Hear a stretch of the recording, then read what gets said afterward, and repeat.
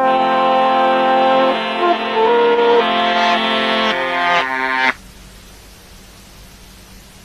just a Kurp. Yes, I'm only a Kurp. And I'm derpity derping on the inner work. Well, it's a long, long skirt to the derpity squirt. It's a long, long work while I'm stuck in the commercial. But I know I'll go somewhere. At least I hope and pray that I'll work.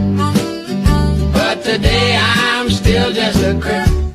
Well, I'm just a Kurp and a derpity derp. Oh, won't you come and derp with Merp?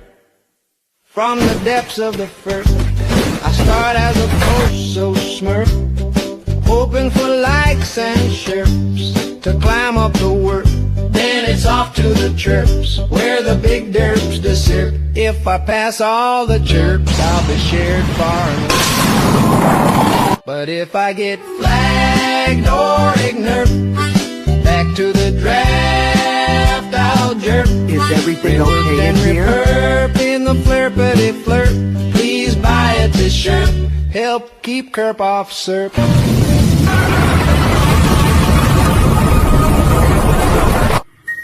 Won't you come and derp with Merp? Oh, thank you. And Mark, and good work not putting it just on me. Every week I ask. All right. So it's me, Kurp, and I got our old pal, Nathaniel Shane Gillis. Shane.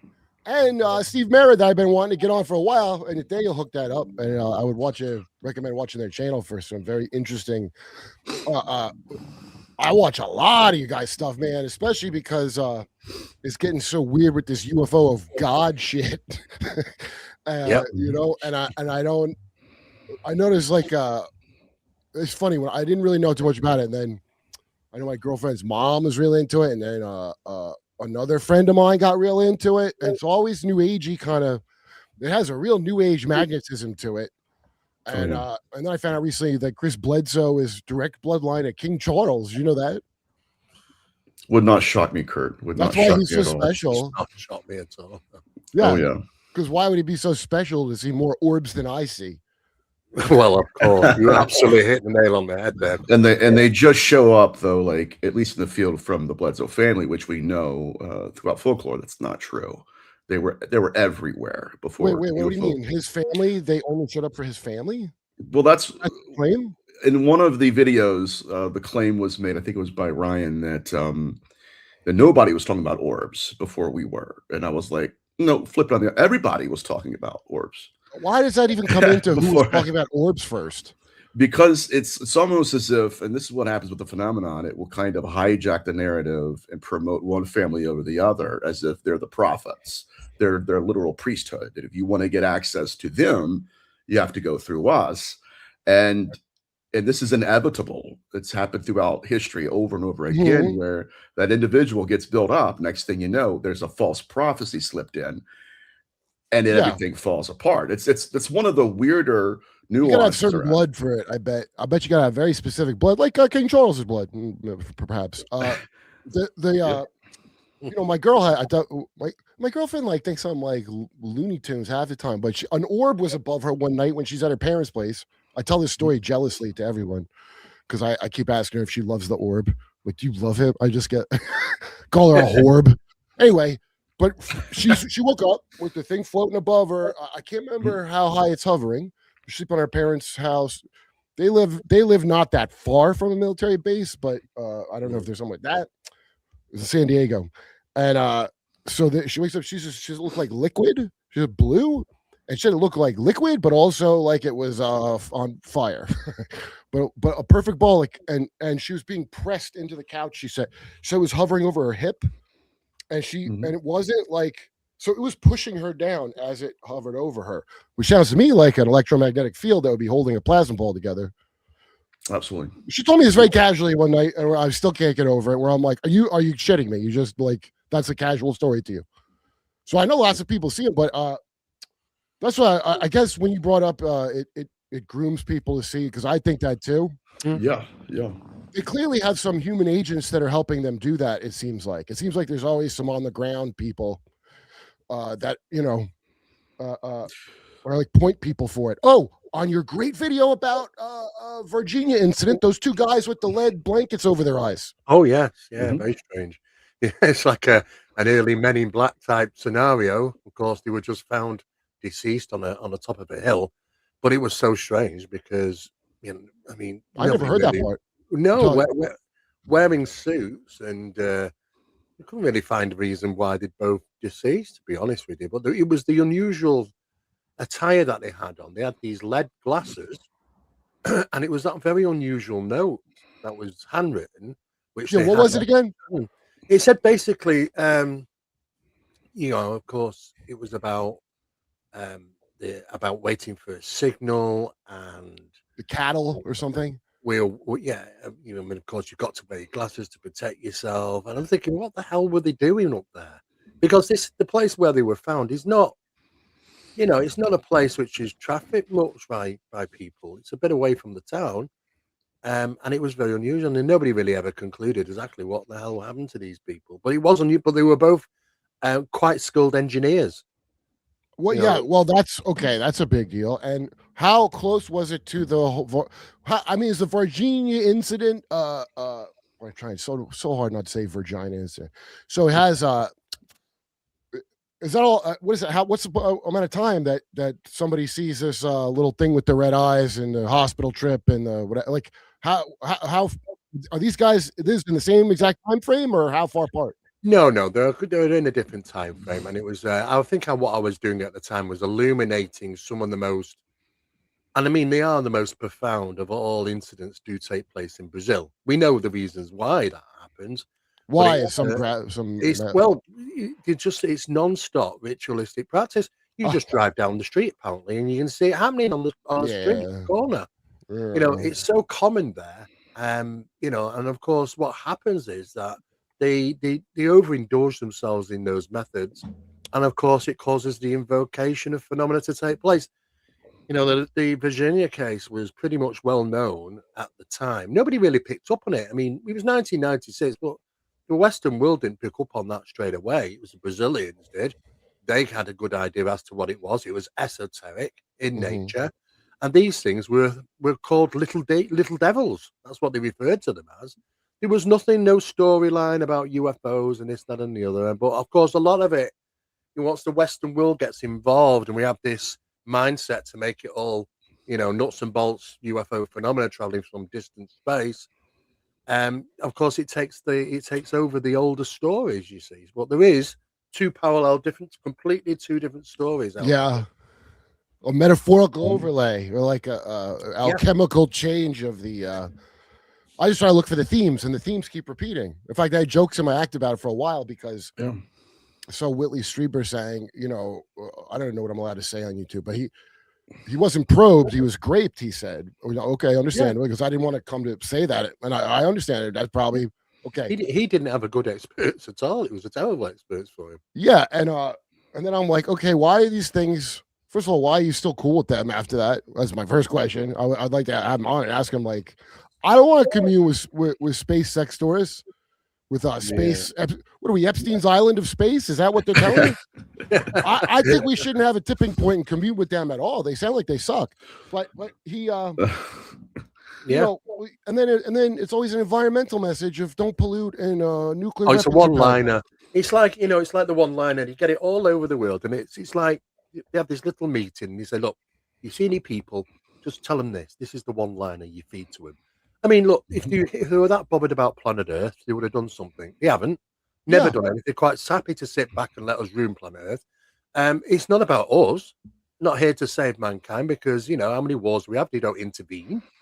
So... Or then maybe we're doing it for them, like how America and England like a good proxy war, know? Yeah. If there is such a thing. They're clearly not pals. Don't look like that to me.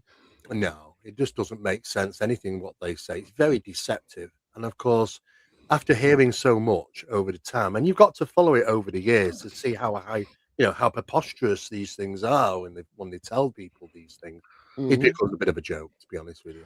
Well, I'm just yeah. listening to stories to hear a new, like, that's the thing, because I have heard a bunch of them over the years. So I Yeah. now just listen for something I've never heard before. That's all. Like, I Right. just, and if I haven't heard of it before, well, that's interesting. And it just means I'll remember it. Don't mean I'll believe it. It just means I'm going to remember it, though. And then, Yeah. and then you see stuff pop up. Yeah. And I'm watching you talk about the big snake rituals, that black blood. I've heard of that before. And I think Steve's the first person. I think and then Nathaniel's the first person that when I was telling you about Herod Agrippa in that Dissipation of the Darkness book, and he was a big sigil guy. And I don't know if you know this, Mera, this book, Dissipation of the Darkness, I can't remember the guy's name. It's about the true origin of the Freemasons from 1825. Oh, yes. Yeah. And Herod Agrippa, I got this from Mark Windows on the World. Herod Agrippa, fucking, he formed a group called the Nine to stop the spread of Christianity. I know. The Nine? Yeah. Well, I mean, okay. And then so I just found that out, and I'm telling him that. He goes, yeah, he was big into sigils. So you explain the kind of sigil shit he would have been doing then? So here. So the interesting thing about sigil is it's pretty much the signature of the entity that you're conjuring, or the signature of the practitioner that's doing the conjuring. Now, the most, prolific sigilization, comes from Austin Osman Spar and even Libernal from Peter Carroll. But the idea is, and there's different traditions here, man, but you can actually create a symbol, focus your intent on that symbol, remove the symbol, throw it away, but actually consciously absorb it. And you co-create with your intention the end result of the ritual. And again, some grimoires have entities that have sigils themselves, and then the practitioner uses that sigil, to conjure the entity. But most sigils we're finding, even in the field, seem to be practitioner specific. And that's another thing. We are finding them on experiencers. And they're going through the 3 stages of bio, or what's called sigilization, Boston Osman Spar's tradition, where the body absorbs them, and they're activated subdermally. Wait, is that Austin Spare he meant subdermally, you physically do it, or he meant some things like, I thought he's all psychological or something with him. Mostly it is psychological, but again, we're activating them with intention. Now, with respect to biosigilization, which is another field that I'm trying to create and put out into the research, it comes from an old USSR experiment in 1972. It was declassified in 2002 by the CIA. But within the USSR, they had a parapsychological group that were performing experiments, and they would actually take a blank piece of photograph paper, place it in an envelope on the head of the practitioner. And they would say, okay, we want you to focus your intention upon this piece of paper, and we want you to put symbols into it. Now, this is literally where they're taking energy and intention, creating matter with it. Sure enough, from left to right, after the ritual was performed, they pulled the photograph paper out. There it was from left to right. The symbols that they told them to carve into the paper by virtue of intention. What kind of paper was it? Their consciousness. I don't know. Right.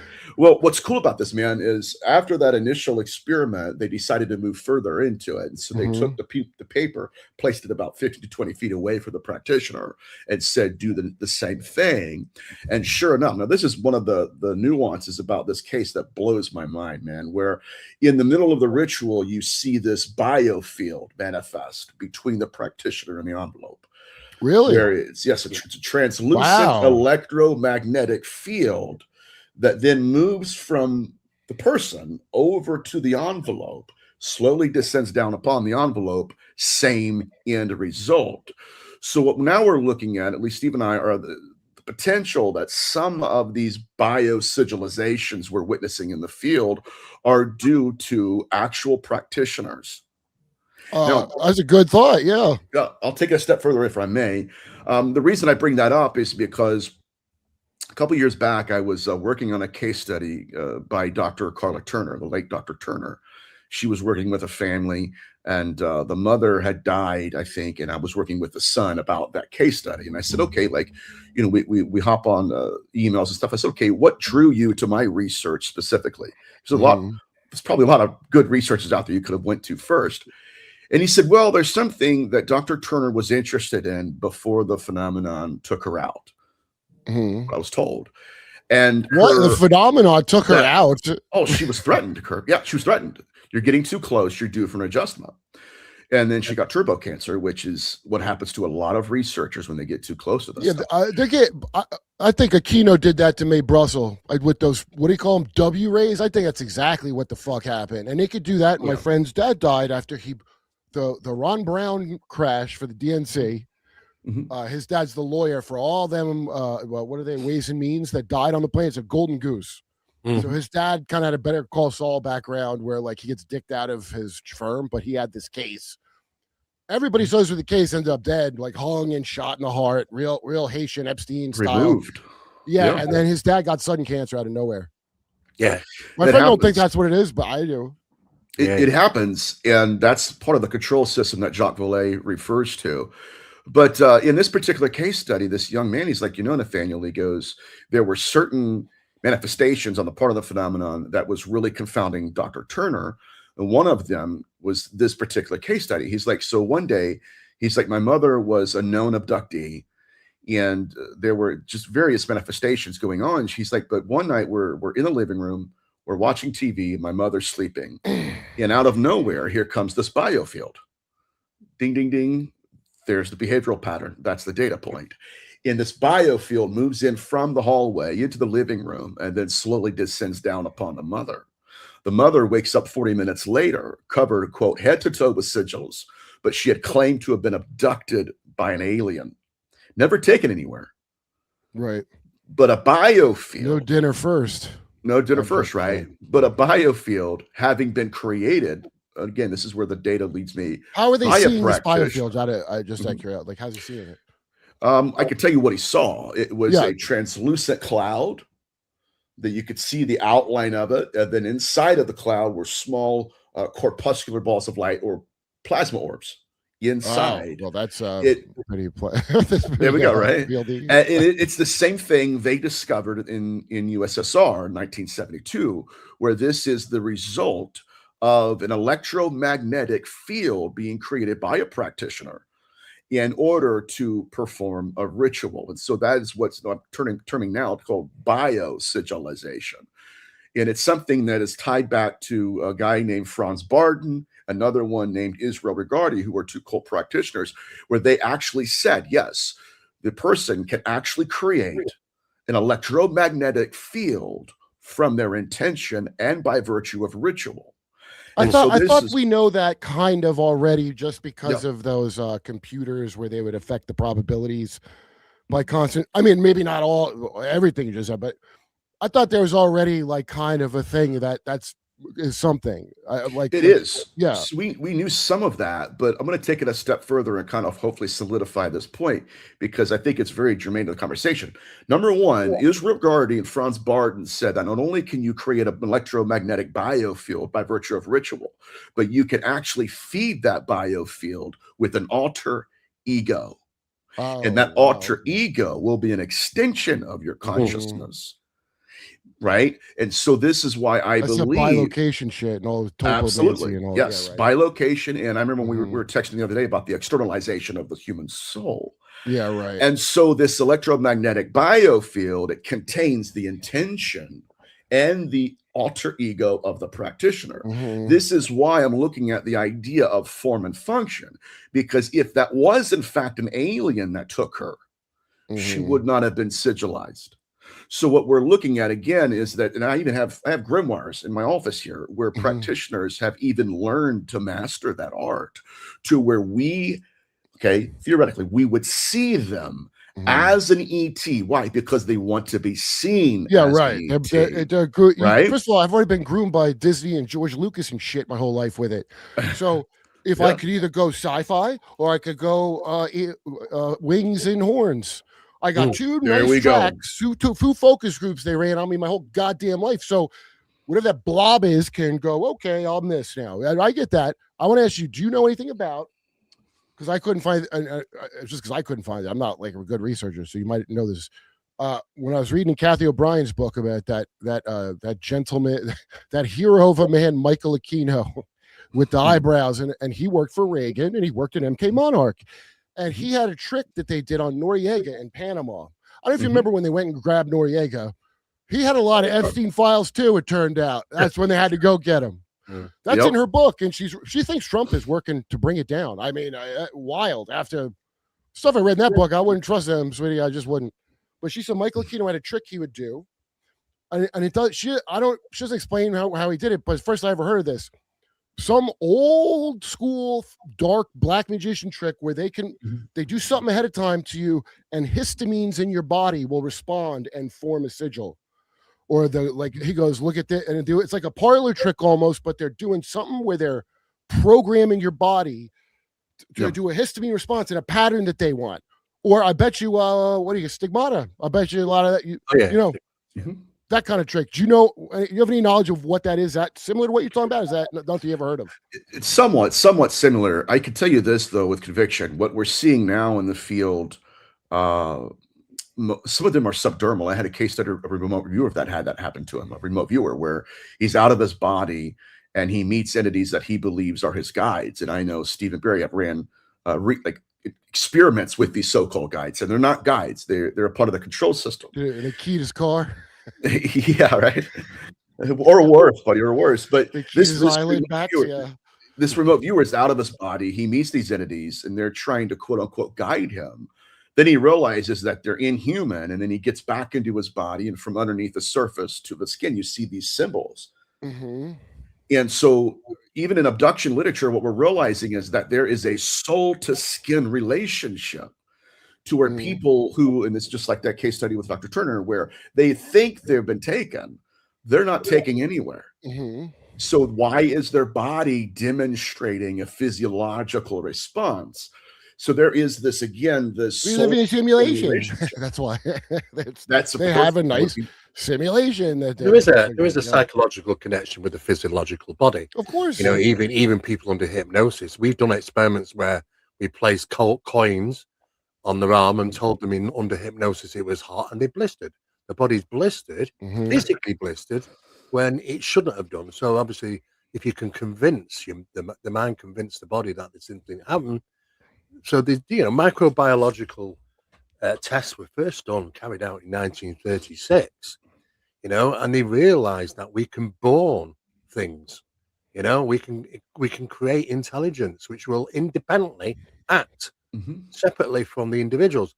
And this is, there were little clues in things. I mean, if you look back at the old sci-fi movie like Forbidden Planet, the creature in Forbidden Planet. Oh, they did. That's right. Exactly that. It's exactly that thing. The Montauk that I saw when I was a real little kid, and he kept going the id, and then it was and then they had that laser thing. That's the only way you could see it. That's really creepy. I'd forgot about that movie.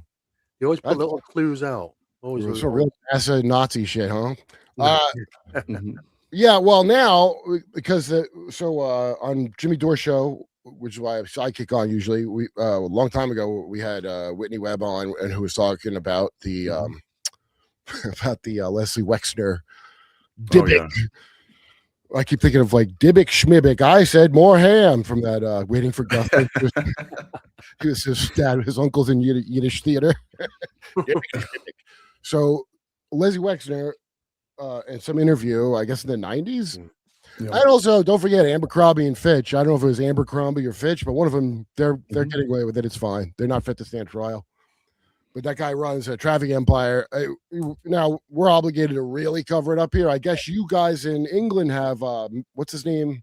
Mendelsohn. Who's the guy that it looks like something might happen to him? Mendelsohn, Meyerson? I can't remember. Right. Yeah, we do have them occasionally. Sometimes it does happen, but it's very discreet. The information is very guarded. You don't get to sort of put things together because things are kept quiet on purpose. A Dybbuk is a person, not a fallen angel. It's a dead person. Is that correct? I'll tell you what. The problem is that you have okay within demonology you have what's called an incubus, which is an entity that appears to a woman in the image of a man, and it's not just a construct. They're actually leaving secretions and sigils on the experience. Big Notaro. I'm joking. Go ahead. Sorry. Yeah, right. Well, the thing is, like, your demonologists. Oh, Mark, yeah, make a clip of that.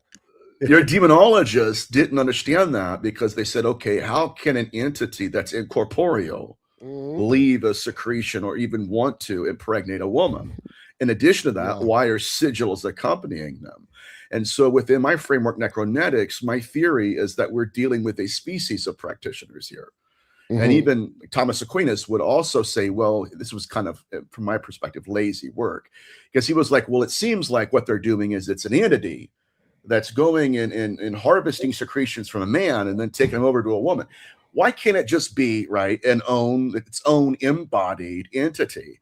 And so within that framework, at least in my research, I was like, okay, that's kind of weird stuff already. That's a little bit strange. It wasn't until I got into Jewish... Very valid question. It wasn't until I got into the Dybbuk phenomenon in Jewish demonology that I realized that these aren't separate entities, Kurt. They're one and the same. Yeah, right. And so like right. Okay. Yeah. Sorry. So what happened was it was kind of uncovering an entire conspiracy of entities that were self-replicating their own species. And this is what Epstein was doing. This is exactly what Wexner was doing. Again, you were looking at possession and pregnancy being in the same case studies at the same time.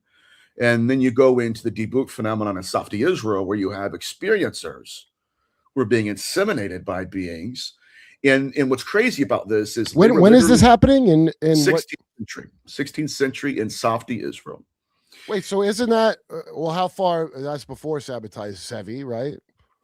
I think so. But what's fascinating about this is that in Catholic demonology, you do not have pregnancy involving possession. Right. But in Jewish demonology, you do. And I think that's the whole goal here, is where you have one case, again, in Safti Israel, where women are encountering entities that are actively possessing them. And so you would have a case study where a girl or a woman goes to bed at night. She's induced to do a dreamlike state. She meets an entity and is accosted by this entity.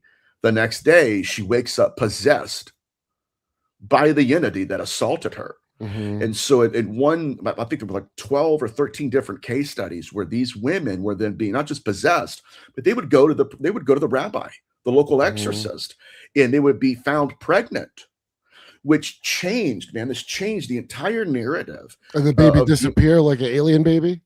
Yes, they had two pulses in the same body, two heartbeats in the same body, which led them, again, these women are also possessed. So it led the rabbis to question, this is the most profound inquiry I've ever heard in the field, is that were these women pregnant by the entity, because that would just be an incubus, or were they pregnant with him? And the interesting thing about this too is that when the exorcism was successfully fulfilled, the phenomenon took the fetus as well. So in necronetics, I'm looking at this through a necronetic lens, and I'm asking myself, is it possible that that is a strain that's trying to self-replicate? Now, if you needed to do that, you would find women that would hopefully facilitate the fetus. You would monitor blood types. Use specific blood types for it. There we go. Right, Kurt. Yeah, you're killing it. Yeah, you got it. Yeah. You would want to monitor their fertility. You would want to make sure they're well taken care of. Yes. You would want to keep it right, and then you would connect to people that have the at least the same interest.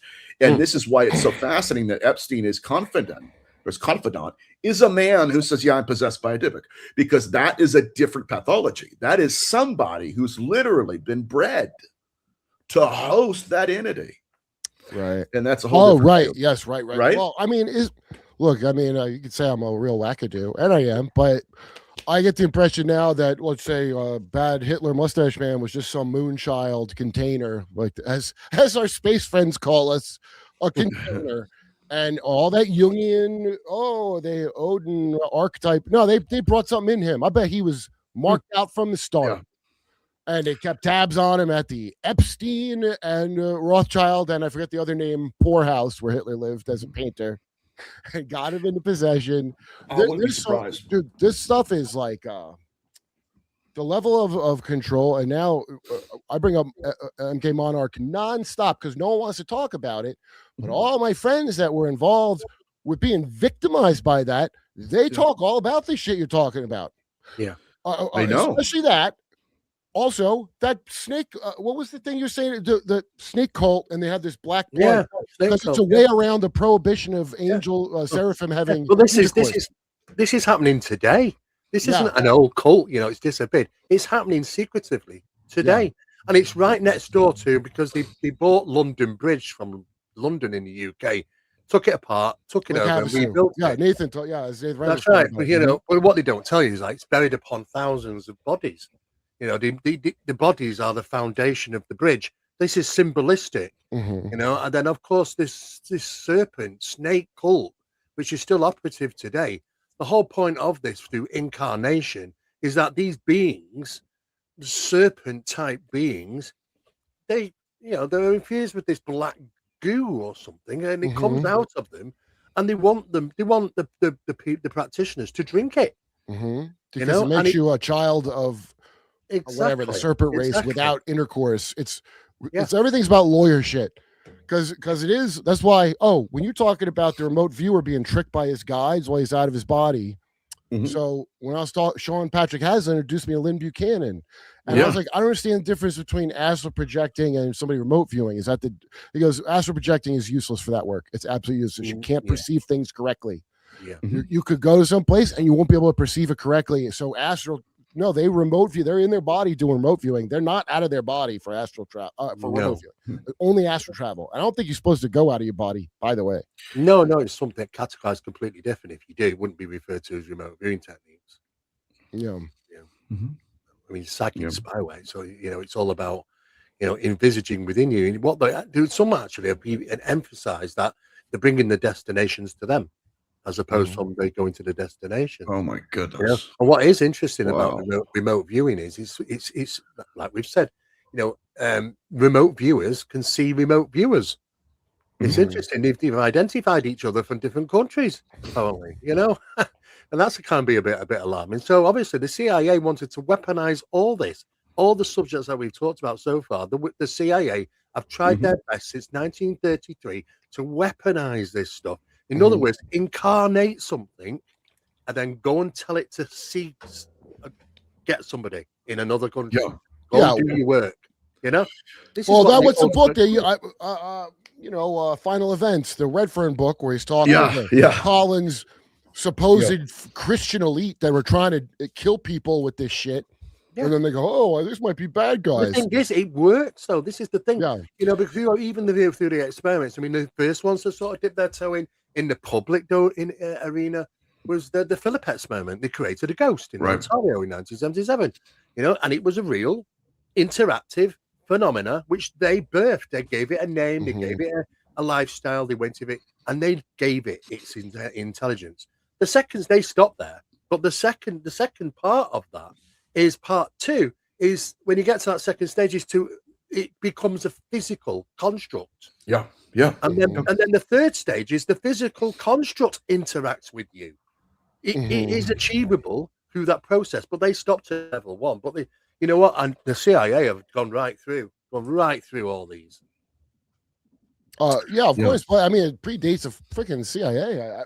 I didn't understand how Harry Potter, all this bullshit was when I started looking into it. I started looking into it because of the tall whites, because that was the first time it wasn't some. Well, I'd heard about him a long time ago, and then I saw that guy's interview with that aw shucks kind of dude who he'd written the books, and he's a nuclear physicist. I mean, he's no dummy, I know that, but he didn't come off as lying. It was just so strange what he said about these aliens. It made it sound like we are Guam, and he made it sound like he goes, they're not here to save the whales. I don't know. And he sounded very realistic, actually. And he told them nothing he does is top secret. But if he wrote something down, the tall whites would have killed him. But the part that interested me the most was how racist they were. They were the most racist creatures I've ever heard of. And it's funny because they're even whiter than us. And it was so amusing to me that as a joke, I looked into it. And then, now I think somebody would probably tell you they're like working class Anunnaki, whatever the fuck that means.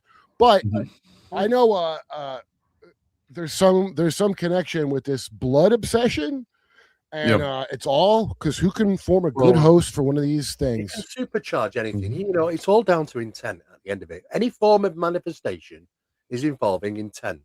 The thing is, though, you can supercharge. You can put your intent on supercharge, on steroids with bloodletting. Yeah, you know, and trauma.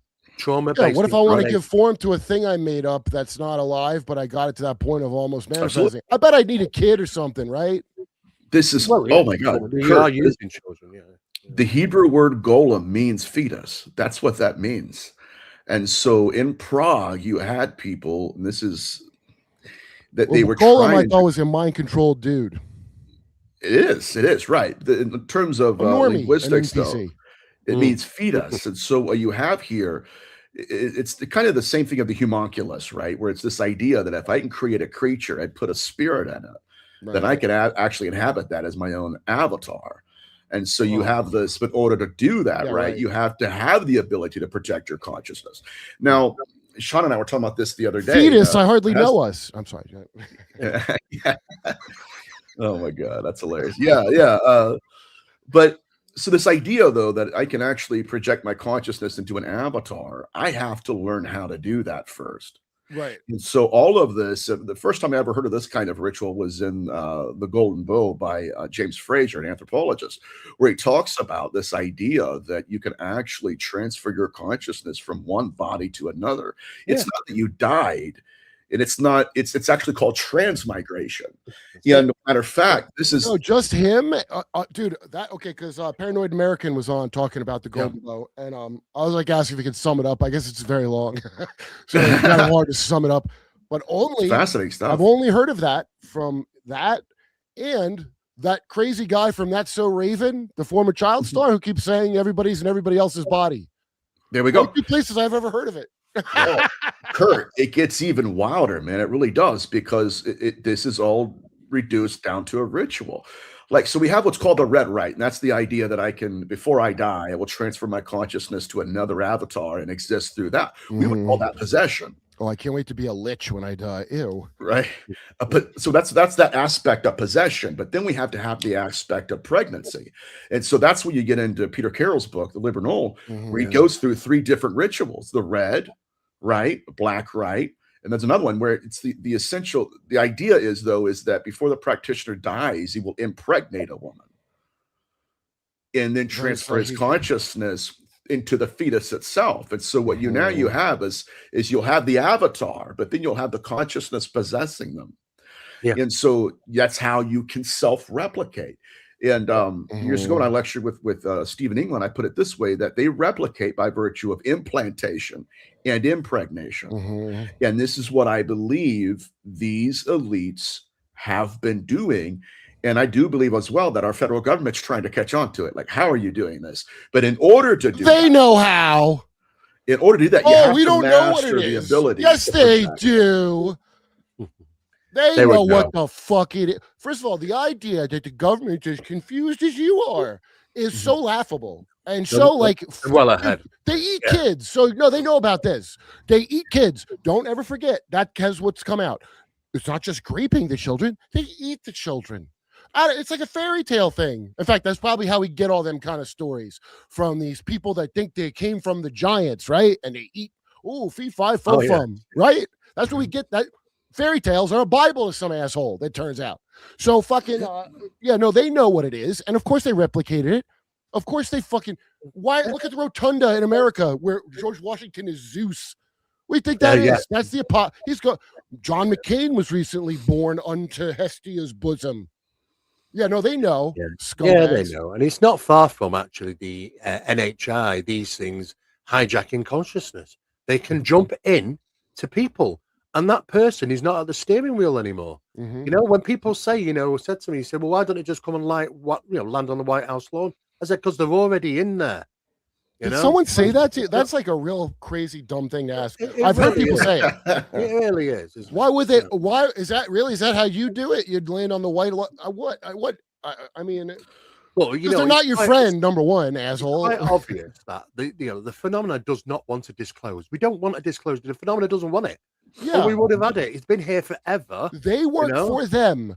Exactly. The people that rule this planet work for the serpent race. They get rewarded for it, and they want the wealth, the health, the success, and this is the world we live in. It's we have got blinkers on our. It's a very clever program for us to not to be able to see this, but eventually it's happening so much it's starting to leak out. We keep finding it over and over. Well, also don't forget the externalization of the stupid fucking hierarchy is supposed to be this year, and that's like the UN bullshit plan from Alice Bailey. It's like there's the secular version I like the Anglo-American World Power book with Sutton and all them, and then the spiritual end. If you want to read nonsense from a maniac that they're gonna make happen on purpose, Alice Bailey. Yeah, and they took that molested Indian kid over here. I think he was like, I'm sick of this shit at some point. But all that Maitreya bullshit and all, I mean, it's just nonstop. And now we're going to get that little dialectic. That's the real thing that really works is first we reveal no one's getting arrested, but I know they're pedo cannibals, but no one's getting arrested. Oh, I'm so mad. Right. And then. Yeah, well, they don't like even, they don't even like you even talking about cannibalism. It was about 70% of the world was all cannibal. You know who's not a cannibal that could lead us? I realize now that you say that, Steve. AI. Get ready for the fucking two-step. Oh, these leaders are terrible. You're right. Hey, this computer would be fair to you.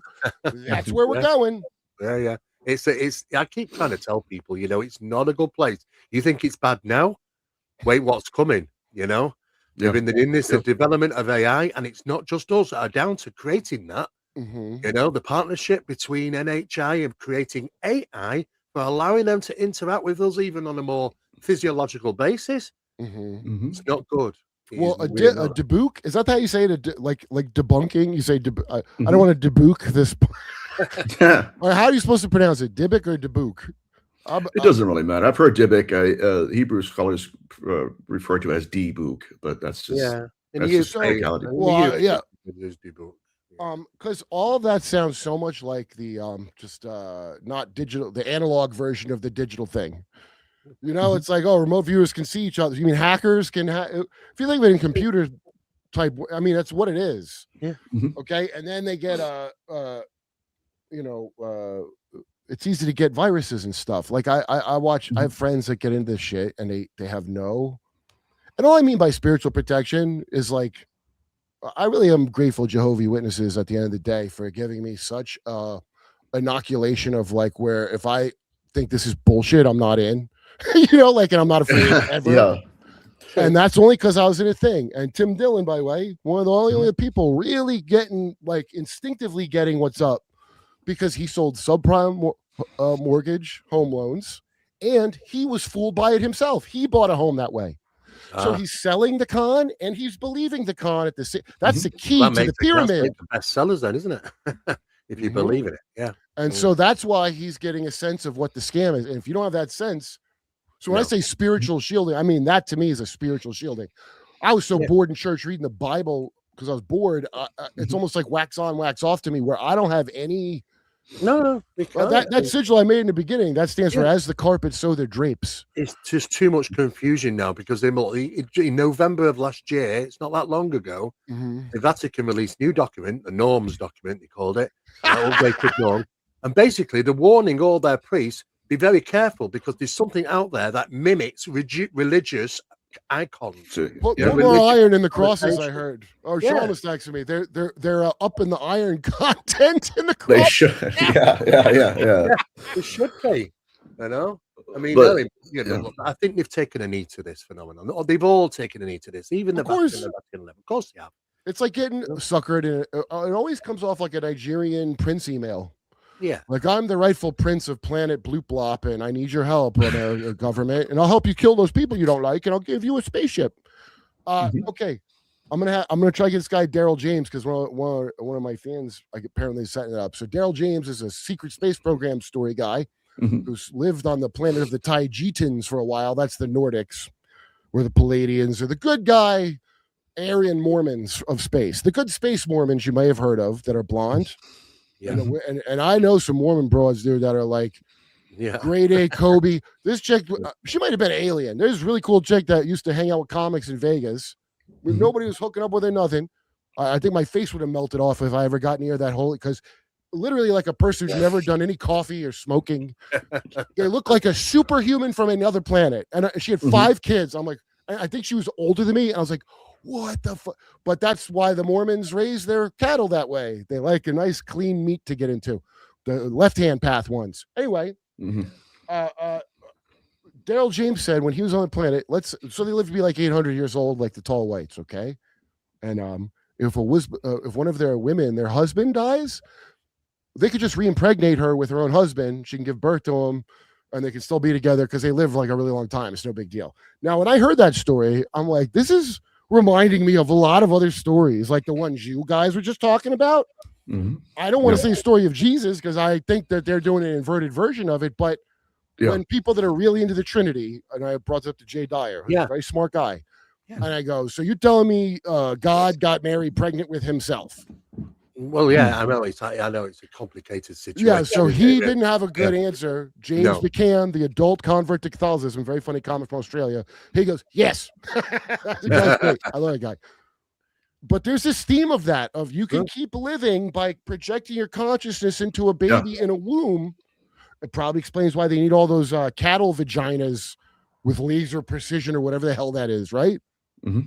Yeah. And the way to do that, and this is what I think they're also doing, is to induce an NDE into the victim.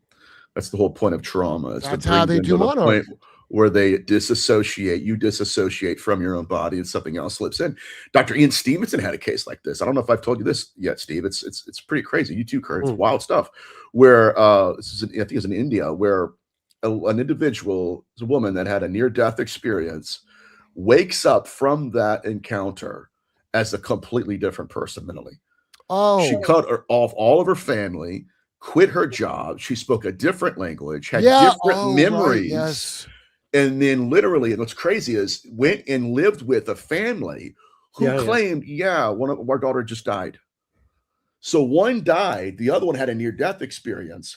And seemingly, at least, that other one that did die is now in that new body. And now I want to live my life again. Okay. And that's weird. Here's something that Lynn Buchanan said to me. We didn't record this. I was just talking to him on Zoom with Sean.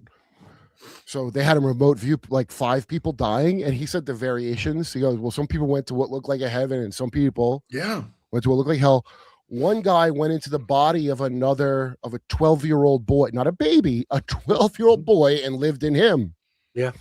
Some people were just out, nothing. Yeah. But the thing about going, and the thing that stuck out is the thing about not a baby, someone alive already. So now I'm already hearing this theme pop up a lot, And I've heard these kids in these programs talk about meeting Dagon, and nobody knows what Dagon really looks like because he jumps around in bodies. And some of them say he had a crocodile head when they saw him. Some said it looked like a dude. But it sounds nutty until I start putting these themes together. Yes. Well, if you just look at the images of ancient Chimera, they're all, Yes. See, Steve, that's the reason why you guys talking about this grooming thing that I said it on Rogan too. I brought it up because the Chimera, what is it? It's like, and you'll hear it in like Rudolf Steiner kind of shit. They'll say like people weren't as like caked in matter as they are now. So you were a little bit more amorphous. You're like, so if your emotion was a certain way, you might change form. Yeah. Now, a guy named Nicholas, my friend Emma, Imagination Podcast, she talks to monarch victims because you guys do really good research. And when I talk to these people that are in these, and look, the way they can mess your head up in these programs, there's no telling what in the hell happened. Maybe they went to Mars, maybe they went to hell. Right. Who the hell knows? But there's certain things you guys are talking about that have piqued my curiosity. Once in a while, dude, you'll find out a rush of information that ties in a way that creeps the hell out of you. And here's one. I'm curious to know what you guys know, because I'm going to have the dude on soon. What do you know about generational funeral home families that with important names like Van Dusen, like Edmund Van Dusen, the author of Astrogenetics, which is how it's an obscure 1970 let's say new age book, no photo of the author. You can't find no photos of him. And Grok says he's not related to the funeral home family, but I know he is. They own a botanical garden. They own a botanical garden in New York and one in Ontario or something. both under jurisdiction of the City of London. So that's a great sign right there. Oh, right. Well, So generational. So basically, I don't know any generation. Actually, I do. I actually have someone who's a generational funeral home, but I don't know how connected their families. But they got access to bodies. They can dispose of bodies. If you think of Egypt as I do, as a funerary industry run amok, taking control of the whole country. Yeah. All right. Well, Why? Then you see a tradition that goes back a long way, and these little tricks of like putting your name on a stone and sticking it in somebody. Have either of you heard the Lynn Buchanan thing too? I wanted to ask about I don't get into this whole long story, but you can find it on Through a Glass Darkly show. Mhm. But it really Sure. took me aback. It's a creepy ass story. But he said he asked some gray, like, why do you put those trackers in us? And didn't know what the fuck he's talking about. And they go, the implant. Like, well, you guys are antibody factories. Like, we get all kind of diseases and shit. So we implant our problem stuff into you, and your body makes cure. It sounds very Phoenician pirate, you know? Yeah. Mhm. No. Yeah, the implantation of consciousness, again, it's how they replicate. The very first, like before I even got into ufology, I was studying necromancy in ancient, I would say Israel, Mesopotamia. That's the most potent kind. It is. It's the most dangerous too, because like I would get too close to the phenomenon, I'd have to shut it down, or I'd call Steve again in the morning, like, dude, probably lousy with astral paralysis in this area. But you know, one of the very first cases of the implantation of consciousness I ever read about was in ancient necromancy, where the practitioner would, this is crazy, but the phenomenon would guide them to a local area. I'm like, okay, over there, there's a small piece of metal. Hillman claims that. Yeah, a piece of metal. Says that. Absolutely. I want you to take this piece of metal. I want you to carve my name into it. Right? This is a technology, by the way. Wait. You read about this, or just you know? I'm sorry. Go back. No. Yeah, I read about this in a book on ancient necromancy, where the necromancer would he would go find. First, he'd have a piece of metal. He would discover that, and he would carve the name of the quote unclean spirit into it. Then he would go to a corpse, and he would implant that underneath the tongue of the cadaver. And the consciousness, again, this is crazy, but memory. I heard you talk about this. What year is that from? Like, who's writing that? You're talking about the early Iron Age. I mean, early Iron Age. Yeah, is that Second Temple, or that Second Temple period, I guess? So check this out, right? So you would, the old memory would merge with new matter. Right. And then you would implant that into a body. And then the cadaver would now be the host to what is in the metal. And so what we're really looking at least from my perspective now over in 2026, retroactively, is it's possible the phenomenon gifted that piece of metal to the practitioner so that they could replicate. And we're seeing that even right now, you know, Richard Banderick. They're doing it all the time. Look, do you know what? There's even incidents, right, in US bases that 2-3 o'clock in the morning, something comes down, and it actually lands outside the base. They eventually go there to get in. There's it's nobody there. There's nobody there. It's gifted. The whole thing is sat there outside the base. It's yours. Have it. Because that's what they want. They want us to achieve super technology. Yes. You know, that's what they want. It's such an obvious, like, I've never felt more dog walked into things in my life than now because of going from the X-Filesy, pure X-Filesy kind of shit. But X-Files was never pure alien or whatever. It always had like there's lots of case studies which were provided for each and every episode with Chris Garter. Yeah. You know, there's some elements of the stuff in there. I mean, you talk about, you know, you see the Black Goose stuff in it, you see the, you know, the Black Goose stuff. It's in there. So you know. Is that a look? I don't know. Is that a ferrofluid, or is it the blood of an entity? Well, they actually believe it can be synthetically made now. I mean, the CIA were looking into about synthetically creating it and utilizing it. You need right. They're trying to synthesize everything. Why would it not be that? Well, anything. Yeah. Right. I mean, you know, when you talk about immortality, you know, nobody said that it had to be physical immortality, right? Because we'll get to the point where we do the only problem that we have is the physical body. The physical body is short lived. You know, we need to outgrow it, and they're learning the methods of how to do it. But Well, do you know what I found? not learning something new. It's old. It's Yes. old. Yes. Yes. Yeah, and to your Do you know point, about Ormus? Either of you know about Ormus? ORMUS. Yeah. Not the kind online that's just gold, monatomic gold. Yeah. The kind with the Oh, pineal and pituitary I know glands about and that, lung and tissue. I know what it can do. The proper stuff, you know. I mean, okay. So I just heard of that from my friend talking about the funeral home directors, and I was like, "Oh, it's crazy." I mean, if you apply certain terahertz frequencies to the right stuff, you know, in the same way as the early alchemists made this stuff, 43% of it phases out, it disappears. But the scientists were pushing a pencil through it; they can feel it, but they're not seeing the damn thing until they reverse to take off the terahertz frequency, and then they realized, "Oh, we've got a product we can sell to the military." That's wild, too, because the dude I talked to said literally that certain terahertz, water in particular, exhibits interdimensional properties of some kind. And so that's why you got it. Then plus, if you figure with the ritual aspect of it, the whole theme of making a sigil where I'm going to live and grow inside your head like that Doctor Who weeping angel concept, right? You got to what do you call it? You're repeating a thing that is going to resonate now. Because everybody else who did the ritual, you're now creating a connection, like some kind of entanglement to everybody else who did that ritual in some way, right? Yeah. And so that's why that's what's so. I think that forms little tunnels for things, I totally agree, and I think also the NHI have been grooming and altering genetically humans for their reasons, so they can leave a parking space inside you, so we can occupy and make you easy occupation. There we go.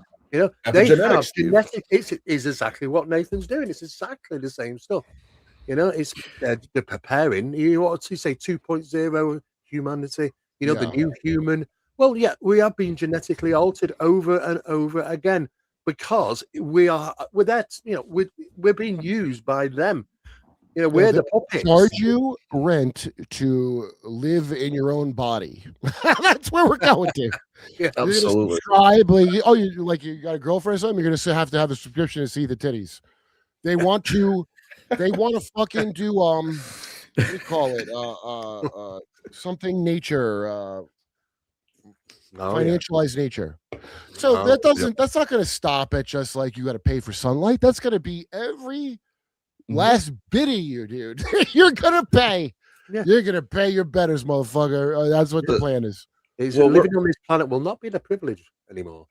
No. And that's pretty much where we are, Curtis, is we want to understand how much about reality that the phenomenon is in control of. And when what we're kind of realizing, even with Gary Nolan's research, is that when the phenomenon chooses to interface with us, it's tailoring itself to our neurology. So within 5, 10, 20 seconds, it's already looking at your neurology and it's creating an interface with you. Right. Has he shared these results with Dr. Fauci yet? That piece of shit he's friends with? Oh, I know. It is scary when you start to realize that, people are having close encounter experiences. Well, they might go and work in the military, have these incidents. There's these effects on the human brain. We know Gary Nolan's been looking into that. Right. Now the fact is that what they're looking at now, and hang on a second, it doesn't just happen in UFO close encounters. What about those people who are having high trauma paranormal incidents? They're having the same effects.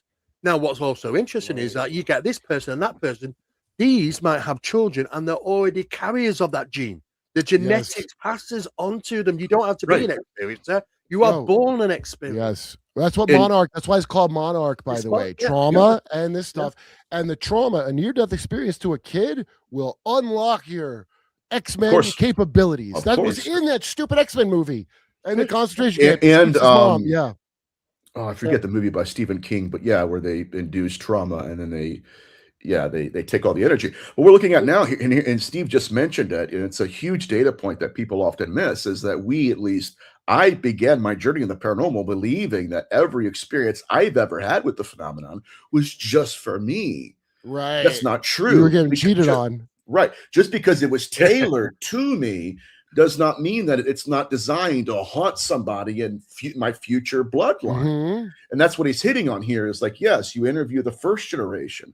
We see that brain scan anomaly on your brain, right? We see that. We have data for that. But have you encountered the paranormal? Absolutely. But by the time they get to the third or fourth, They still have the brain scan anomaly, Kurp, but they've never experienced the phenomenon. It's So what designed. Yeah. we're literally looking epigenetics at is great. Yes, helps, yeah. We're literally looking at something that has the ability, and I'm just going to throw it out there, to change the genetic makeup of a species just by virtue of encountering it.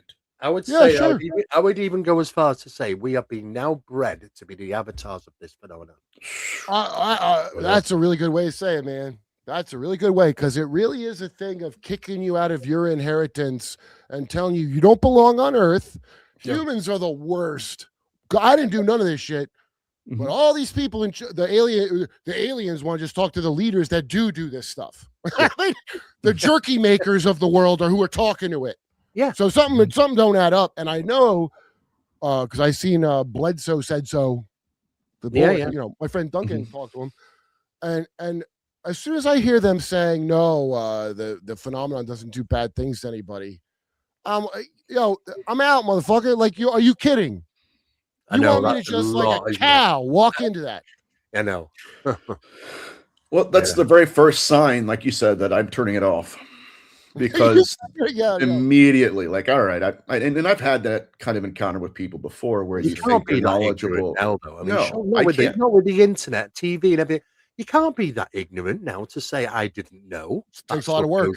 Takes a lot of work. It's everywhere. Okay. What you need is the hypnosis of life. You need your body flooded with cortisol, because except for some very few privileged people, and by the way, I am not a rich guy at all, but I feel so lucky compared to a lot of people that gotta struggle all day. And so see, I'm gonna chop your mind into rooms right now where you gotta worry about this and the fact, and I've heard this from 3 people at least, of like the thing of like, well, even if stuff is true, there's nothing I can do to control it. Okay, a pole shift, if that happens, that's true. You can't do nothing. They eat kids and sexually. That's a little different. That's a little more personal, where you shouldn't go, the midterms. Right. That's, and you could. I'm a big believer that these things could be easily, because you've described it. They don't want to appear unless you are groomed properly, because they're weak. They can't appear to see. That's why I'm creeped out by Strieber doing that, trying to get a critical mass of people communing. I know, using their phone as a Ouija board to talk to orbs. I mean, look, he's just one of many. I mean, Stephen Greer's doing the same thing as well. Except you have to pay a lot of money to have the pleasure of doing that. But no, they're initiates. These people are initiates. They're not. Nathaniel, they've been initiated by them to do it. Work for them. That's exactly what they're doing. Do you see? Well, that's the Tracy Twyman stuff too, because she talks about this stuff. You both of you, especially the necronetics thing, has filled in a chunk that I didn't see completely in Tracy Twyman, but I was like, now I get a thing she was talking about, because she got real into it, and an entity she was talking to, I think it was Baphomet, if I'm not mistaken, was having her form a secret society. That's it. It's exactly what they do. That's it. It's the same thing over and over again. They want a gathering. They want their audience. They want you to be the priest with your, you open the doors, you allow your people in. That's what they want. It's this is why there's so much about homage, worship. What they gain from it is significant. There is battles between different things for sure. Yeah, but, it's a rise of it's like the Game of Thrones, isn't it? The rise to the Game of Thrones. Eerily like it. Yeah, exactly. And this is what's going on. But us, poor lot, right in the middle of it, we're the pawns. We're the ones that they're using to get this done. Yeah, right. Well, look, when I first heard of channeling, obviously I thought it was very stupid. But then my friend Rick Overton, comic, he played the Drake in that Seinfeld episode. And I'm out of the regular Overton window and way in his wackadoo window. I'm in the Rick Overton window, I assure you. But I remember saying to Rick, what do you mean channeling? He goes, well, I mean, anything creative, you're channeling, right? That's exactly right. Yeah. Anything creative I do, it feels like I'm channeling something that was already there. Okay. And that's not like wizard magic. That's just imagination and writing and doing stuff. So, of course, if you're already you're a medium, that's why they call them mediums. Yeah. We're filtered for things to be in the realm of the cause, and then to get down here where I live. And I was always amazed as a writer, writing a prop or something.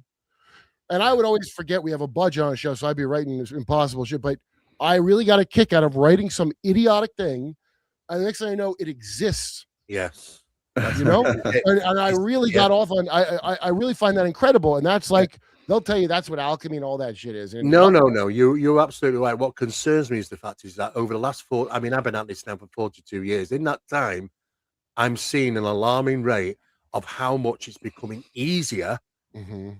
For have interaction with these things. You don't have to put much work in now. An app on my phone is pretty bad. I mean, you don't have to get the synthesizer and Richard Dreyfuss on the mountain. You're trying to communicate with synthesizer music. Now you can, it's simple. You know, people don't have to do much. Now, I don't think that's down to us. I think it's down to them. They are whatever's been breached to be able to do this. That void is thinning.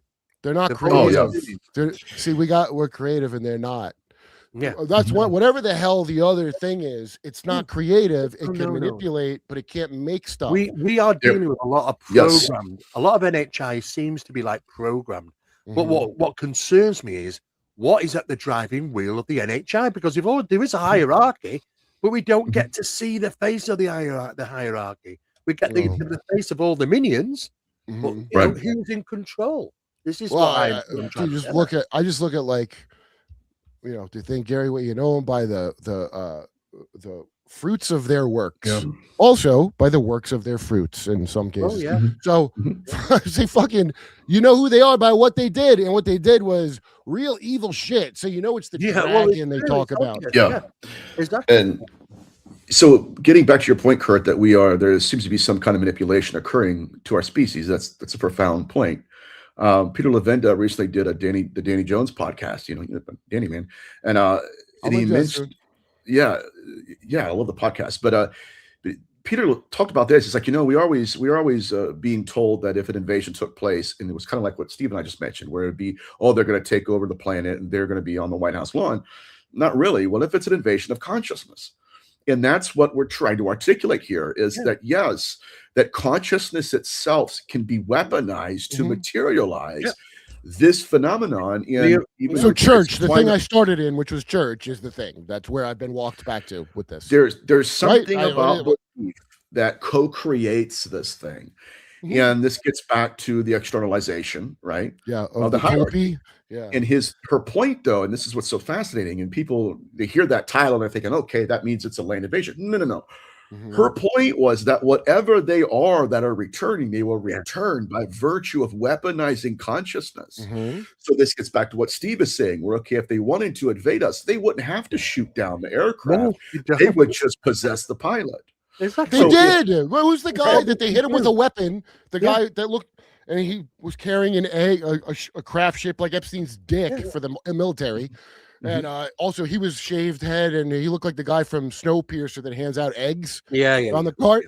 And egg, all coming at you. So a lot of Twilight language there for the kiddies.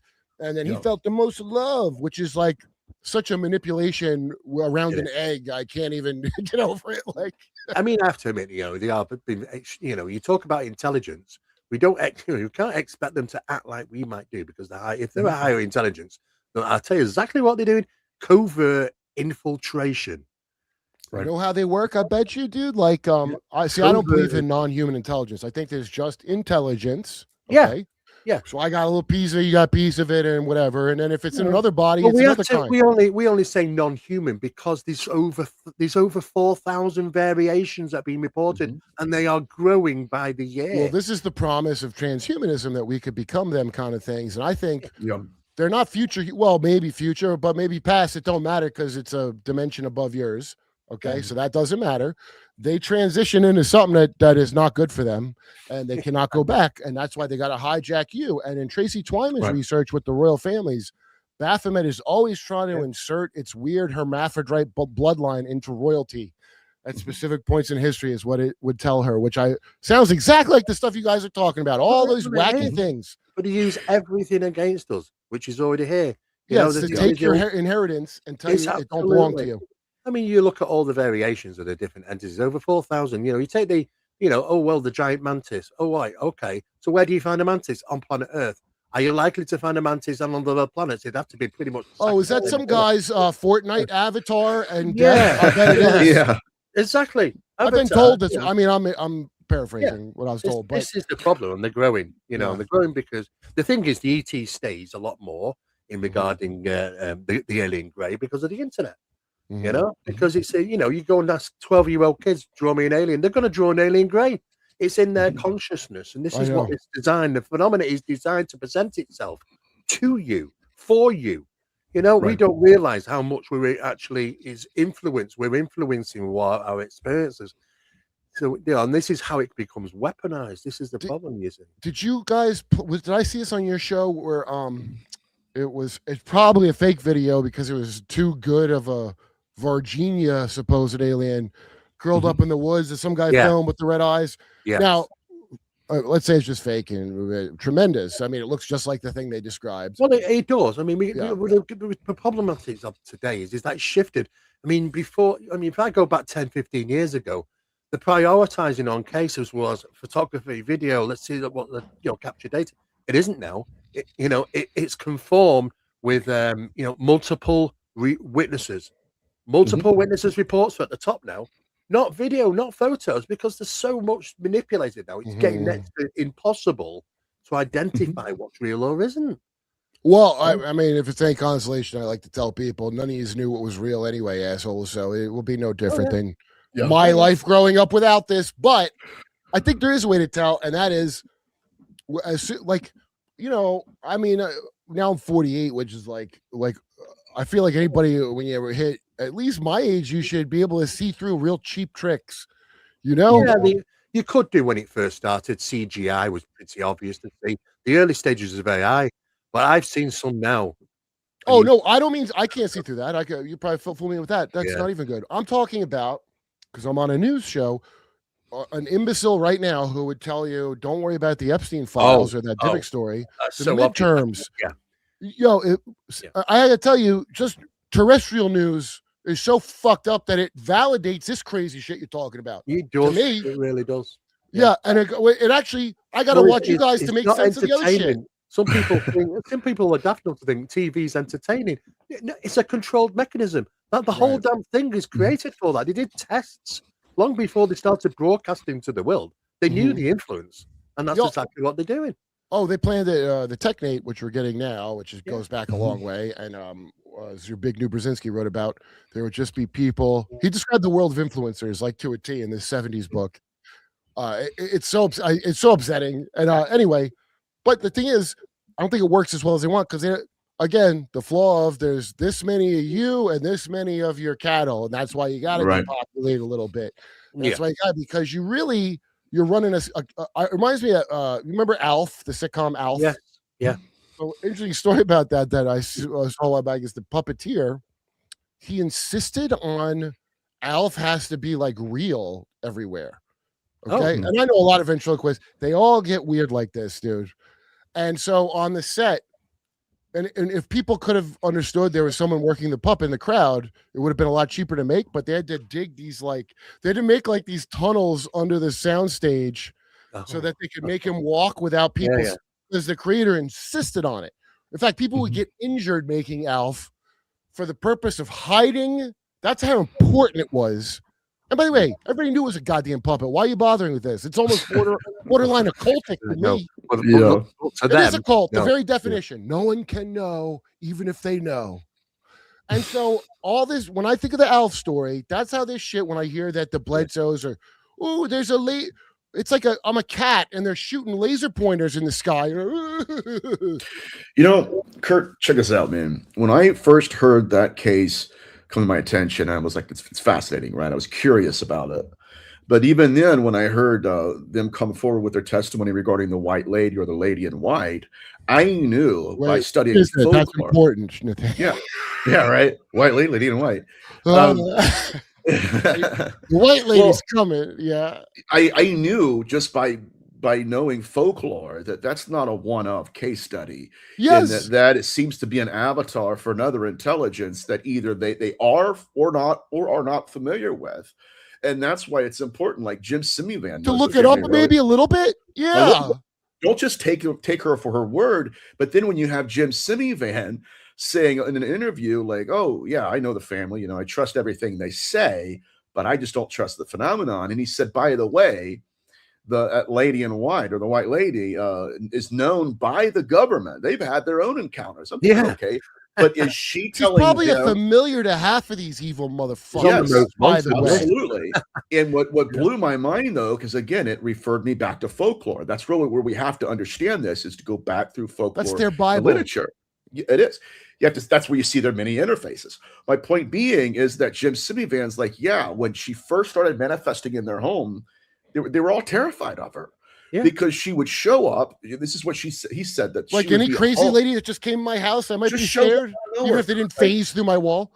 Yeah. Exactly. But he said that she was even homoerotic, which kind of changes everything, because then it's like, the white lady boy? Yeah. Or like, how do we know she's even the Virgin Mary or a virgin? Like oh, this sounds like, oh, wait a minute. This sounds very similar to that Kai Bell bullshit with her boy Attis, who had long story short, I had Gnostic Neil on. I think what is it? Meat and then the Sun.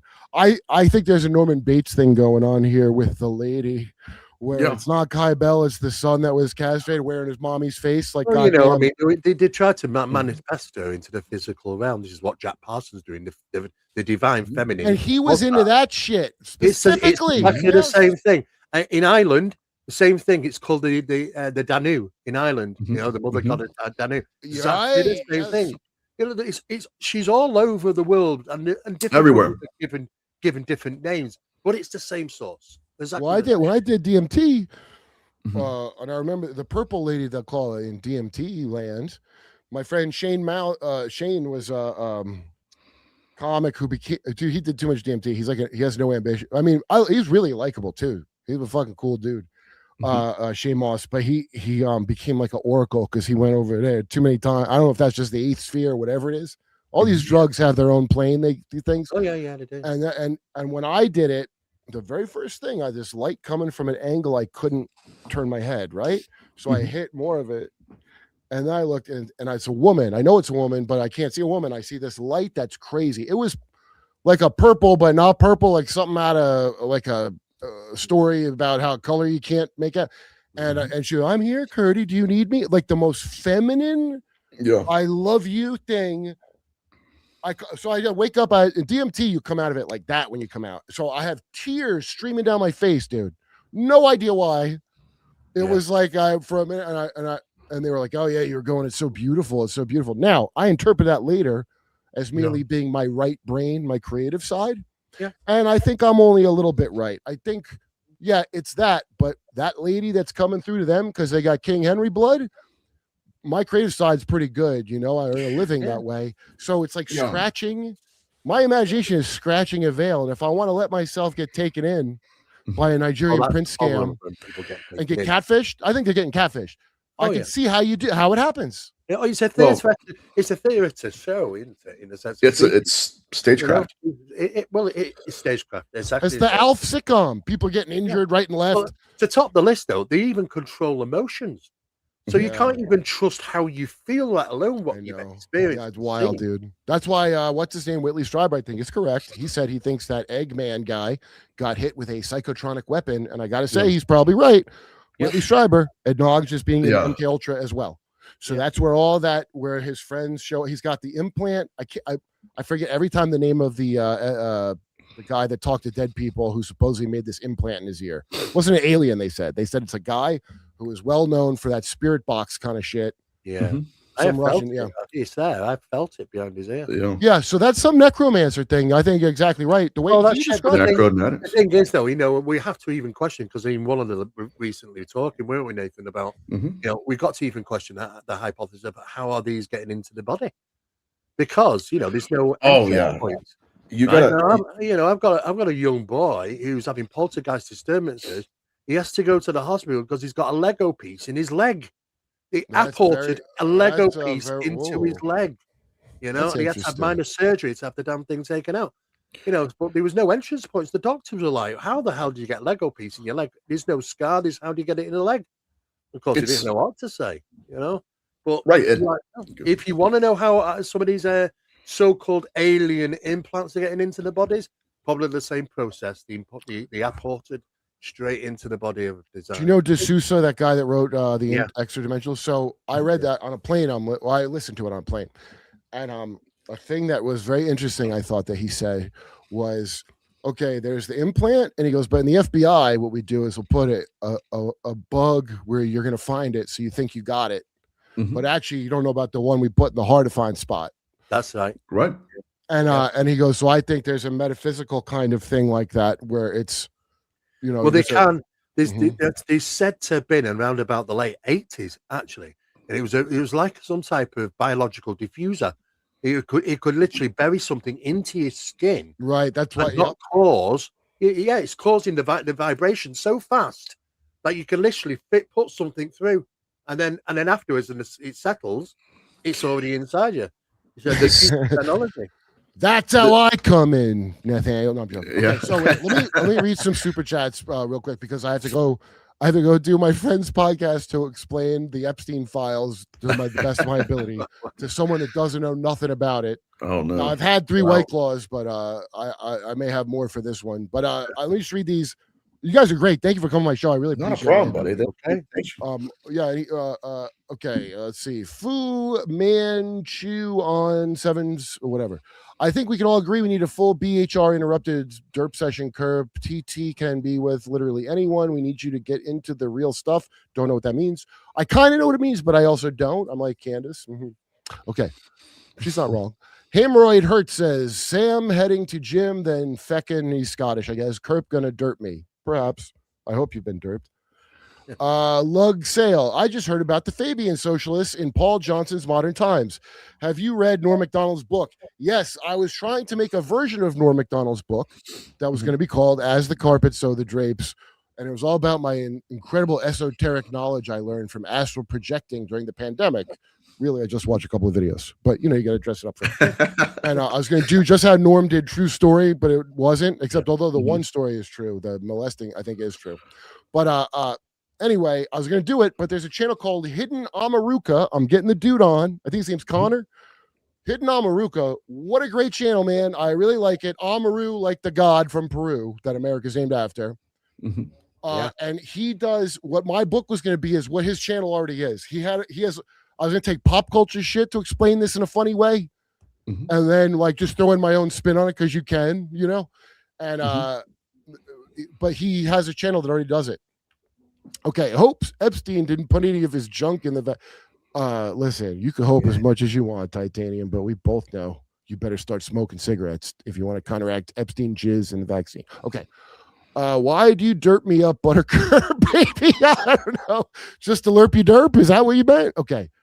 Derp Throat says, have you read the recent New Testament translation by David Bentley Hart? What do you think about it? Keep on derping in the free world. I have not read it. I don't know. What's different about it?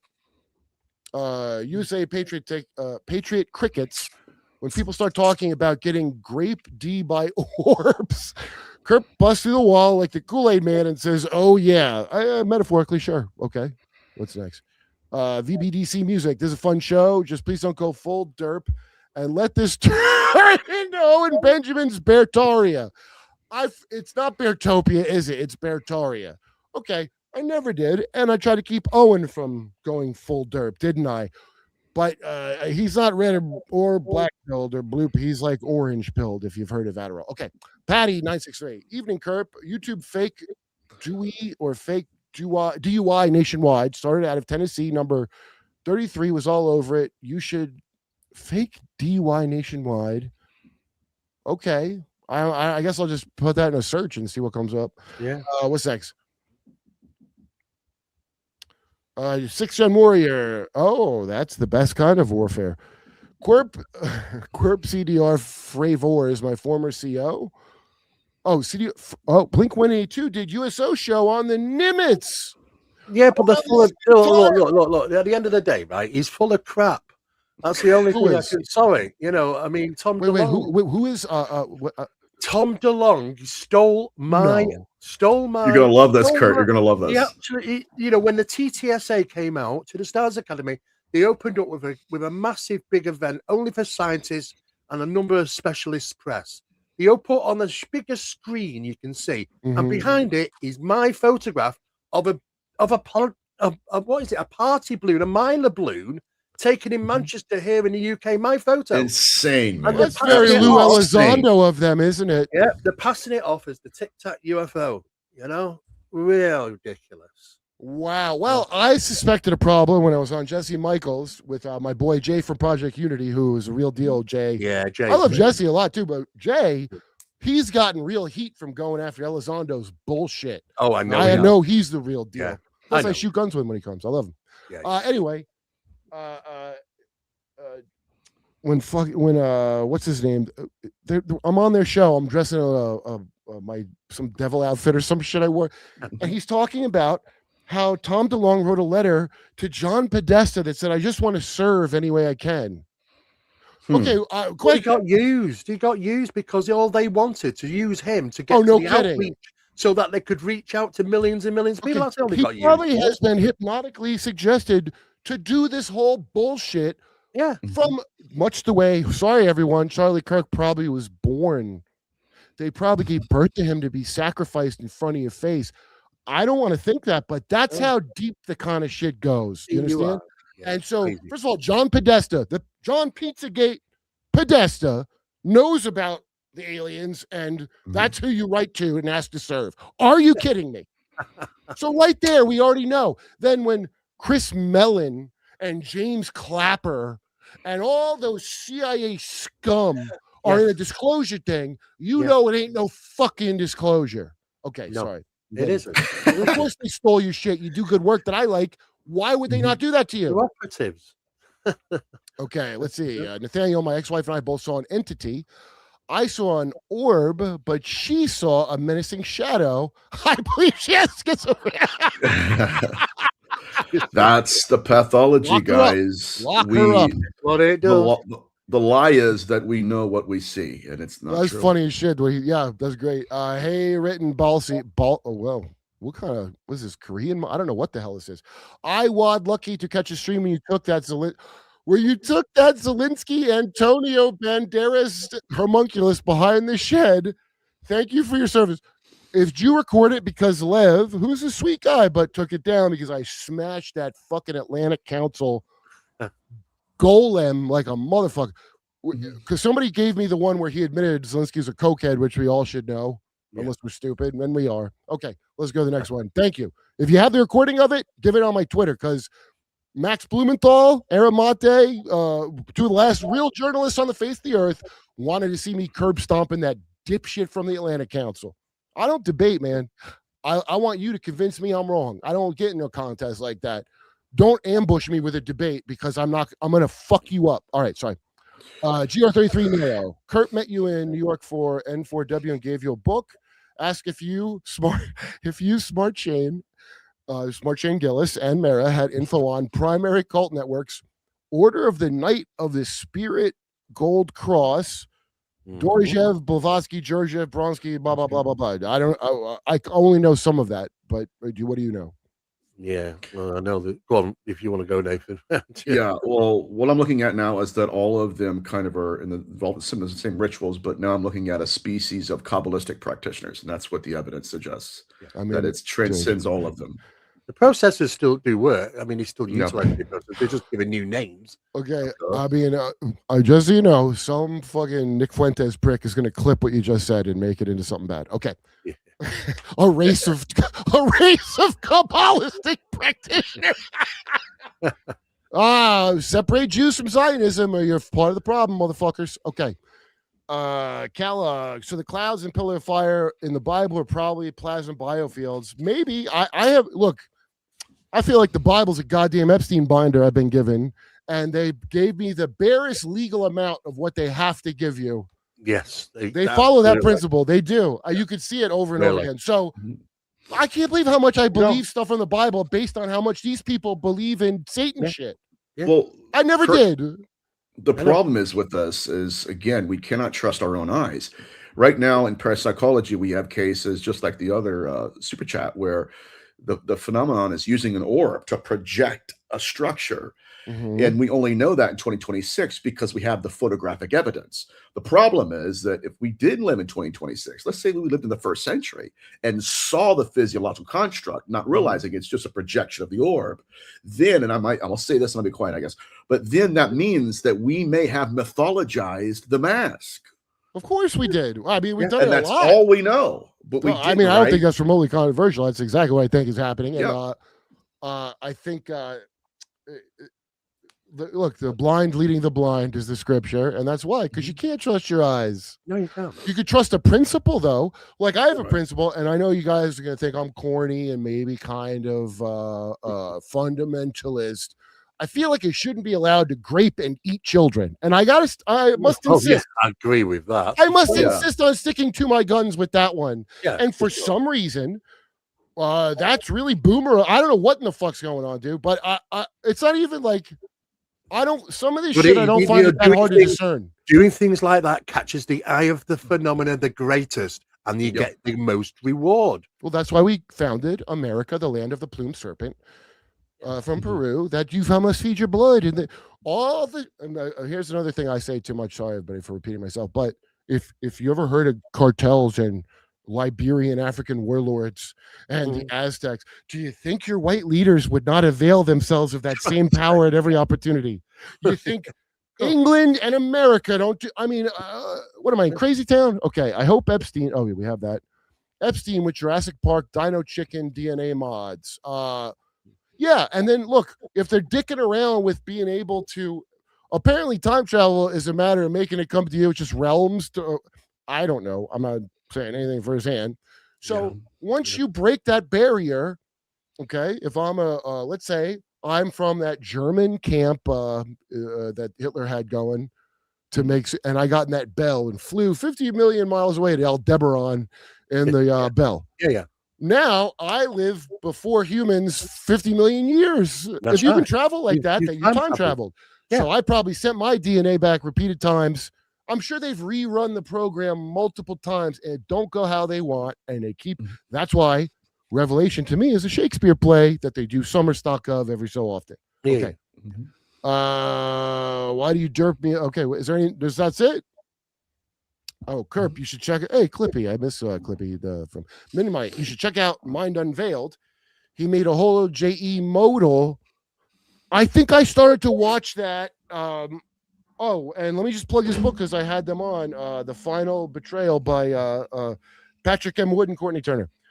Because it's about, and this is not like out there. I mean, I'm into out there shit too, but this is the laws. It lets you know who's in on the thing of the technate. And it's all of them. Don't be partisan, everyone. Okay. What else? Let's see the 6 yogas. Greek emanationism, it builds into a radio analogy. It sounds like Kabbalah too, doesn't it? Yes. Now, the end there is fascinating. Disembodied beings desiring material experience. Now, this is what is described in the Bible as the OB, the Uv. Yeah. And that is a Canaanite loan word where it's fascinating. It comes from the word Ava, which is the father is now returning through an Uv. Now, the Uv was a material image of the father. So that was first used in necromancy. So essentially, the idolatry rules are about this shit. I bet. Yes, that's why absolutely. They harp on idolatry. Yep. There we go. So the idea is that you've got to create a material image of the son for the father that's returning to inhabit in its epigenetics. Yes. Yeah. Wow, man. That's it's so crazy when you. It's amazing. Like a lot of things are not, when you understand them a little bit, they're not that complicated, but in order to make it so you can't understand it, they've got to complicate it. So they complicate that's it. wild. you can't talk about it because people want to put you in this kind of religious fundamentalist box. It's like, no, let's just look at the data. That's all we have to do. Well, here's the benefit of a show called The Derp with Kurp. I came in with no credibility at all. You've lowered your credibility speaking to me, frankly. So I don't give a fuck. I'm just going to find out what I want to find out, and I'm going to say it. I don't know how to do nothing else. Okay, sorry. Shit, I gotta hurry up. Okay, sorry. But Kurt, if prominent names are exposed, that will ruin the full faith and credit of the. Yeah, you know how we all had that still. You don't understand. It don't matter that you're disillusioned. It don't matter the boomers and zoomers and millennials, whatever you are, disillusioned. The new generation expects nothing.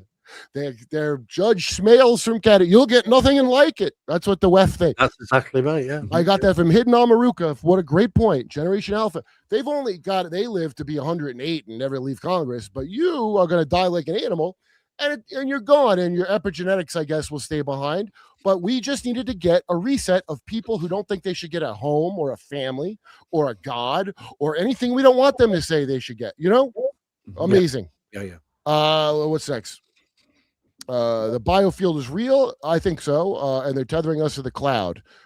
Well, that's why I thought the biofield was the original cloud, is what I thought. Yeah. Look up the IEEE and the W band. Check out Sabrina Wallace. She goes deep. Sounds like she has the technical explained plainly. Do you know who that is? I never heard of her, but I will check it out. Yeah. Absolutely. Yeah. Sabrina Wallace. Dan Winters, looking at his work. If you have sleep paralysis, you relax into it. The room will spin. Relax into that, and you spin out of your body. That's very interesting. I used to get that, and then I stopped getting it. And I used to wake up screaming every night for probably about 20 years, and all my friends thought it was pretty funny, and I was in gate. But it's no big deal. Okay. Golem in Hebrew is a cocoon or raw material, not fetus. In reconstructed Hebrew or in Aramaic, which is, I guess, what really Hebrew is, or the other Hebrew? I think it's both. And it's first mentioned in the book of Psalms when David says, you looked at my raw material. No, he used the word fetus. Wait, you don't see that this is all the same thing? I know. Cocoon, raw material, and fetus. Yes. You can see how they all meant the same thing, can't you? Yeah. Now, don't be a silly. The word for the fetus, then, A fetus is raw material. And what a way to think about it. You know, that's the thing, is how you. Aware of J.E.'s emails, interest in sex magic ritual practices. I know, dude. And you know, I waste all my cum wishes. I just wish for more wishes. Not like Jack Larson. It's heightened emotion. Heightened emotion is used, for a lot of different things, including the sex magic protocols.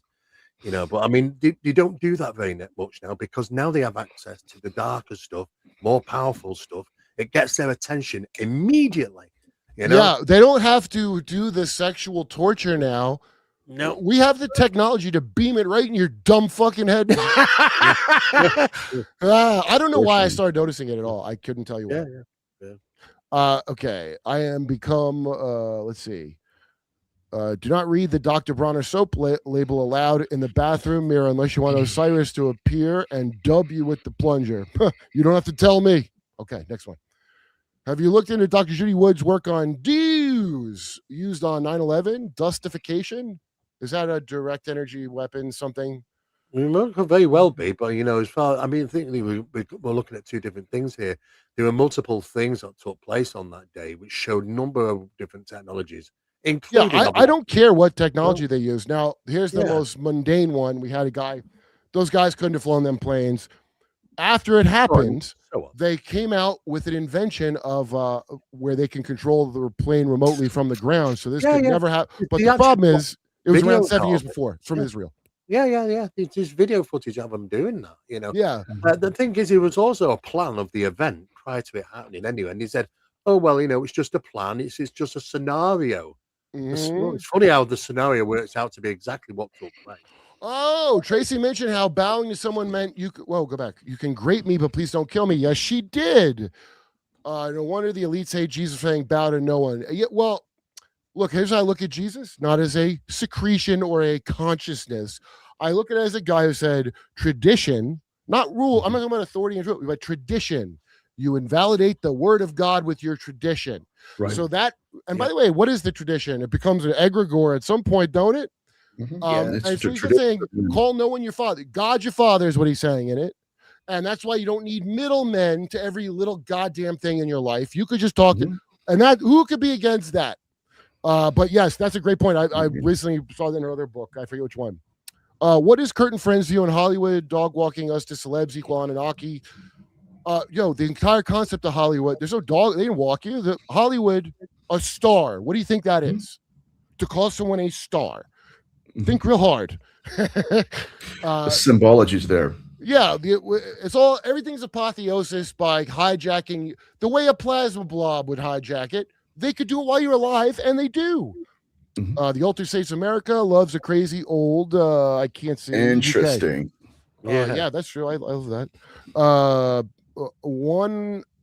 Honorably Erp. You're one of my favorite cult escapees. What does that mean? Honorably Erpe. Please ask Gnostic Neil to connect you with Adam Green.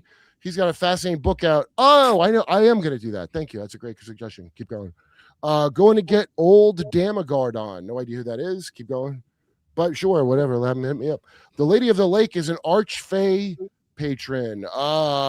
Nathaniel, Nathan said that in Lake Havasu they show Mary with the snakes. He goes, that's a kid. No, that ain't Mary.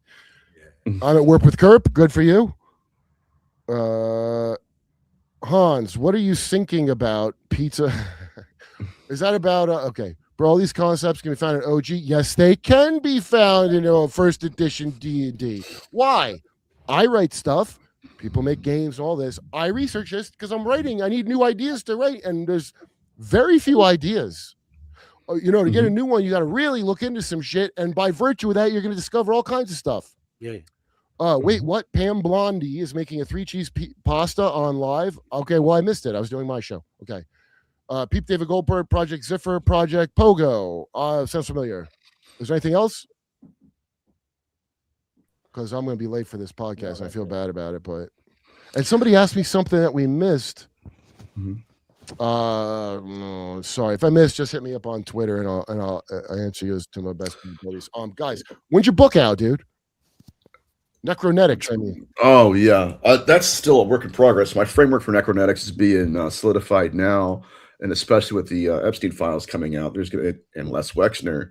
It's more relevant now than ever. But thank you for having us on, man. I'm excited. No, I'm glad you brought Steve. Thanks, buddy. Yeah, man, that's awesome. Enjoyed it. Yeah. No, anybody whose work I like, I just want to kind of find out some extra shit from them, and especially if I feel like someone's onto something.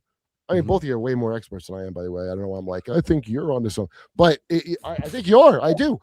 Jerry Marzinski, somebody said. I know about Jerry Marzinski. That's the schizophrenia. I love Jerry's work. Yeah, if I get him on my show, if I could. I got Mark Passio coming on Thursday, so I'll be a good Mark Passio from the formerly a Church of Satan priest ordained by LaVey. I think I do. I talked to him here and there. He's the guy.